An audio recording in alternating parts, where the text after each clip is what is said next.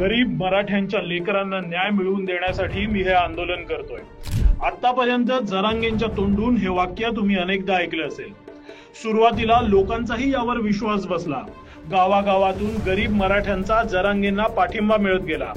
पण हळूहळू यामागची खरी स्क्रिप्ट बाहेर यायला लागली आणि खरं चित्र समोर यायला लागलं। काळ बदलला। मनोज जरांगे अलिशान गाड्यांमधून ऐशो आरामात फिरायला लागले, पण ज्याच्यासाठी ही लढाई सुरू केली होती त्या गरीब मराठ्याला मात्र जरांगे विसरलेत। ही लढाई आरक्षणाची कधी नव्हतीच। ही लढाई होती प्रस्थापित श्रीमंत मराठ्यांची। सत्ता गेल्यामुळे सैरभैर झालेल्या मराठा नेत्यांनी जरांगेंना आपला मोहरा बनवलं आणि त्यांना एकच ध्येय दिलं, मुख्यमंत्री फडणवीसांना टार्गेट करायचं, जे काम जरांगे अगदी इमाने इतबारे करतायत। आतापर्यंत गरीब मराठ्यांचं शोषण होत राहिलं।